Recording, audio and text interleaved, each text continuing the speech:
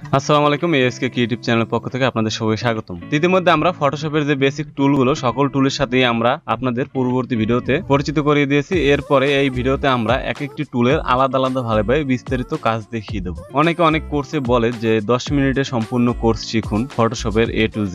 আসলে 10 মিনিটে এগুলো শেখা সম্ভব না। 10 মিনিটে শুধু একটা বেসিক ধারণা নেওয়া যায়। আর যদি আপনার শুধু ধারণার দরকার হয় সেক্ষেত্রে আমাদের যে ফটোশপ টিউটোরিয়াল কোর্স 1 রয়েছে সেটা আপনি দেখলেই সকল টুলসের কাজ এবং এর ব্যবহার সম্পর্কে আপনি জানতে পারবেন। আর যদি সম্পূর্ণ কোর্স শিখতে চান তাহলে পরবর্তীতে আমাদের যে ভিডিওগুলো আপলোড হবে ধারাবাহিকভাবে সকল ভিডিওগুলো আপনি দেখতে হবে। তো আমরা আজকে মুভ টুল নিয়ে কাজ করব। আমাদের যে সেকেন্ড কোর্স, এটা আমরা আগে ফটোশপ ওপেন করি। প্রথম ভিডিওতে আমরা কিভাবে একটি পেজ নিতে পারি এবং সে বিষয়ে আমরা ধারণা দিয়েছি। তো আমরা এখন পেজের কাস্টম সাইজ আদার্স এগুলো নিয়ে আলোচনা করব না, আমরা টোটালি ফটোশপটা ওপেন করি। তো ওপেন করার পর আমি এখানে যেহেতু মুভ টুলের কাজ শিখাবো সেক্ষেত্রে আমি আগে একটা পিকচার নিয়ে আসি, না হলে আপনারা মুভিং এর বিষয়টা ভালো বুঝতে পারবেন না। তো আমি আমার একটা ছবি নিয়ে নিছি এখানে। তো আমি যদি পাসপোর্ট ছবি বা আমি শুধু ছবির আমার নিজের অংশটা আমি মুভ করে অন্য ব্যাকগ্রাউন্ডে সেট করতে চাই, সেক্ষেত্রে আমি এখান দিয়ে যে কোনো একটি টুলের মাধ্যমে আমি এটা সিলেক্ট করি। আমি আপাতত পেন টুল দিয়ে কাজ করছি। আমি যেহেতু শুধু কাজ দেখানোর জন্য করছি, এটা সৌন্দর্য বৃদ্ধির জন্য না, আমি এ কারণে আমার মোটামুটি এটা সিলেকশন হয়ে গেছে। এরপর আমি এটা সিলেক্ট করি।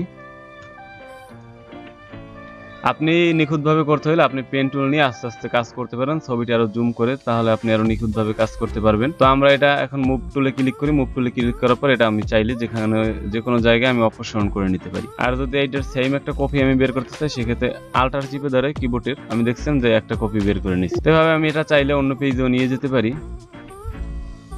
আপনি দেখছেন যেটা আমি মুভিং এর ক্ষেত্রে আমার এটা মুভ হচ্ছে, বা যে কোনো একটা পিকচার বা যে কোনো কিছু ক্রপ করার পরে আপনি সেটা মুভ করার ক্ষেত্রে এই টুলটা ব্যবহার করতে হবে। যে কোনো জিনিস আপনি যদি ফ্রেম থেকে শুরু করে এটা যদি ক্রপ করি, আমি সাপোজ এটা আমি ক্রপ করলাম, মনে করেন ছবির কিছুটা অংশ আমি ক্রপ করলাম। তো ক্রপ করার পরও এই ছবিটা আমি এখান থেকে ওখানে মুভ করে নিয়ে যেতে পারি। টোটাল কথা হচ্ছে ফটোশপের যে কোনো জিনিস এখান থেকে এক জায়গা থেকে অন্য জায়গা মুভ করার ক্ষেত্রে এই মুভ টুলটা কাজ করবে। যেমন আমি একটা টেক্সট লিখি, সাপোজ এখানে মনে করেন আমার এই টেক্সটটা এটাও যদি আমার মুভ করতে হয় তাহলে আমার মুভ টুলে ক্লিক করতে হবে, এরপর আমি এটা মুভ করতে পারবো।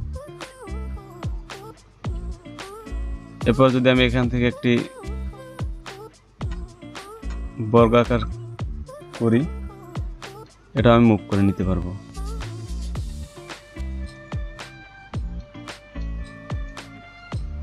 তো আপনি দেখতে পাচ্ছেন আমি এখানে রেক্ট্যাঙ্গেল টুলের সাহায্যে একটা বৃত্ত বানিয়েছি। আমি এটা চাইলেও এখানে মুভ টুলের মাধ্যমে মুভ করতে পারবো। আর যদি আমার সবগুলো একসাথে মুভ করতে চাই সেক্ষেত্রে সবগুলো সিলেকশন করার পরে আমি এখান থেকে মুভ করে নিতে পারবো। তো এটা আপনি যে কোনো জিনিস এক জায়গা থেকে আরেক জায়গা মুভ করার ক্ষেত্রে বা অ্যাডজাস্ট করার ক্ষেত্রে আপনার মুভ টুলটি দিয়ে কাজ করতে পারেন। যেমন এই বৃত্তটা যদি আমি এই বৃত্তটার সাথে মিশিয়ে দিতে চাই, বা লেখাটা এটার উপরে নিচে রাখতে চাই, বা এটাও যদি আমি এখানে মিক্স করতে চাই, তো টোটাল কথা হচ্ছে যে কোনো জিনিস অ্যাডজাস্টের ক্ষেত্রে আপনি মুভ টুল দিয়ে কাজ করতে পারেন। যেমন এখানে আমার একটা ছবি রয়েছে, আপনি অন্য একটি জায়গা থেকে অন্য একটি ছবি আপনি সিলেকশন টুলের মাধ্যমে সিলেকশন করে এনে আমার ছবির সাথে অ্যাড করে নিতে পারেন। এখানে আপনার পছন্দের কোনো মানুষ বা কারো কাছে যদি কোনো কিছু অ্যাডজাস্ট করতে হয় সেটা আপনি ক্রপ করার পরে মুভ টুলের মাধ্যমে এক জায়গা থেকে অন্য জায়গায় মুভ করে নিতে পারবেন। এরপরে এখানে রয়েছে মুভ টুলের পর রেক্ট্যাঙ্গেল টুল, এটার মাধ্যমে আপনি একটা নির্দিষ্ট জায়গা সিলেকশন করতে পারবেন, যেটা আপনি মুভ টুলের মাধ্যমে পরবর্তীতে মুভ করতে পারবেন। এখানে আপনি দেখতে পারবেন ফটোশপ এখানে তিনটা ভাগে ভাগ রয়েছে। প্রথম ভাগ হচ্ছে এখান থেকে ক্রপ পর্যন্ত, এরপরে দেখা যাচ্ছে পেন্টিং এর একটা ভাগ রয়েছে, আর নিচে এই একটা অংশ আলাদা। এটা আপনি ফটোশপের ভিতর দেখতে পারবেন। এই পর্যন্ত একটা ভাগ, এই পর্যন্ত একটা ভাগ, এই একটা চারটে সেক্টরে এটা ভাগ করা। তো আপনি রেক্ট্যাঙ্গেল টুলের মাধ্যমে সিলেকশনের জন্য এটা ব্যবহার করা হয়। আপনি যদি এই বৃত্তটা সিলেকশন করতে চান সেক্ষেত্রে আপনার যেমন স্কোয়ারটা এটা হবে না, সেক্ষেত্রে আপনি যদি বৃত্তটা যেমন এইটা ছাড়া ওই স্কোয়ারটা আপনার সিলেকশন হবে না। আবার বৃত্ত আকার যদি আপনি সিলেকশন করতে চান সেক্ষেত্রে আপনার এই টুলটি ব্যবহার করতে হবে। আপনি এটা গোল আকারের সিলেকশন করে নিতে পারবেন। এরপর আমরা মুভ টুলের মাধ্যমে এটা অপসারণ করতে পারি। তো আমরা রেক্ট্যাঙ্গেল টুল এবং মুভ টুল দুইটা টুল গেল। এরপর রয়েছে লোসো টুল, এর মাধ্যমে আপনি এক ক্লিকে আপনার যে ক্রিটিক্যাল জায়গাগুলো রয়েছে যদি আপনি ঘুরিয়ে ঘুরিয়ে মার্ক করতে চান বা সিলেকশন করতে চান করতে পারবেন। এটা হচ্ছে আপনার মনে করবেন পেন বা কলম বা কাঠ পেন্সিল যাই মনে করেন, এটা দিয়ে আপনি এরকম টেক্সট আকারে আপনার যেখান থেকে আঁকা বাঁকা এবং আঁকতে মন চায় সেখান থেকে আপনি ঘুরিয়ে ফিরিয়ে আপনি সিলেক্ট করে নিতে পারেন। যেমন আমি দেখাচ্ছি আপনাকে, এই যে টোটালি সিলেকশন হয়ে গেছে। এরপর এটা আমি মুভ করে নিতে পারি। আপনি এই টুলটির মাধ্যমে এখান থেকে এরকম স্কেচের মাধ্যমে আপনি যে কোনো একটা জিনিস সিলেকশন করতে পারেন এবং মুভ করে নিতে পারেন। মুভ টুলের মাধ্যমে মুভ করে নিতে পারবেন। আপনি দেখছেন যেখানে মুভ হচ্ছে, মুভ টুলের মাধ্যমে এখান থেকে আপনি মুভ করে নিতে পারবেন।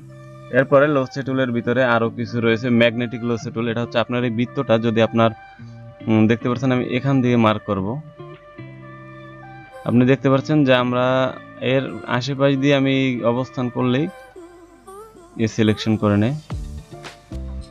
এটা হচ্ছে একটি ম্যাগনেটিক সিস্টেম বললে চলে। এটা আপনার ম্যাগনেটের মতন, আপনি যেখান দিয়ে কাজ করবেন ওর আশেপাশে আপনার অটোমেটিকলি মার্ক হয়ে যায়। এটা হচ্ছে ম্যাজিক টুলের মতন কাজ করে। এটা আপনি চাইলে এরকম এটা দিয়ে মার্ক করে নিতে পারেন। আর ম্যাজিক টুলটা সেম। তো এখানে পলিগোনাল লোসা টুল রয়েছে। পলিগোনাল লোসা টুলের মাধ্যমে আপনি পেন টুলের মতন নির্দিষ্ট একটি জায়গায় এখানে ঘুরিয়ে ঘুরিয়ে আস্তে আস্তে আপনি মার্ক করে নিতে পারেন আপনার যতটুকু দরকার। সিলেকশন করে নেওয়ার পরে ইন্টার চিপ দিলে আপনার এটা সিলেকশন হয়ে যাবে। এরপর আপনি এটা মুভ করে নিতে পারবেন। এরপর রয়েছে ম্যাগনেটিক লোসা টুল। এর মাধ্যমে আপনি একটা বৃত্তর কাছাকাছি গেলেই আপনার এটা মোটামুটি যারা নতুন তারা এটা দিয়ে কাজ করতে সুবিধা পাবে। এটা আপনি যেখান দিয়ে ঘুরান না কেন আপনার নির্দিষ্ট একটি জায়গা তারা অটোমেটিকলি সিলেক্ট করে নিয়ে নেয়। আপনি একটি বৃত্তর পাশ দিয়ে গেলে নিখুঁতভাবে কাজ আপনার করতে হবে না, এই টুলটা আপনাকে নিখুঁতভাবে কাজ করে দিবে। তো ম্যাগনেটিক লেসি টুল গেল এবং পলিগোনার লেসি টুল এটা বুঝলেন আপনি। এটা হচ্ছে পেন টুলের মতন, আর এটা হচ্ছে আপনার ম্যাজিক টুলের মতন কাজ করে, আর এই লেসি টুলটা হচ্ছে আপনার পেন্সিলের মতন কাজ করে। তো আমরা মোটামুটি সিলেকশনের ক্ষেত্রে রেক্টেঙ্গেল টুল এবং লেসি টুলগুলো গেল। এরপর হচ্ছে অবজেক্ট সিলেক্ট টুল। তো আজকের ভিডিওতে আমরা আর ওদিকে বাড়াবো না, কারণ ভিডিও অনেক বড় হয়ে গেলে আপনাদের দেখতে অনেক অসুবিধা হয় এবং দেখার ভিতরে একটি আনইজি চলে আসে। এক্ষেত্রে আজকের ভিডিও এখানেই শেষ করবো। আমি পরবর্তী ভিডিওতে দেখিয়ে দেবো object selection tool, quick selection tool, magic wand tool এবং হচ্ছে ক্রপের যে সিস্টেমগুলো রয়েছে সেগুলো আমি পরবর্তী যে ভিডিও আমাদের পার্ট 3-তে ক্রপ এবং অবজেক্টের এই বিষয় নিয়ে আমরা আলোচনা করব। তো আজকের ভিডিও এ পর্যন্ত শেষ করছি। ধন্যবাদ সবাইকে, ভালো থাকবেন, সুস্থ থাকবেন, দেখা হবে পরবর্তী ভিডিওতে। আল্লাহ হাফেজ।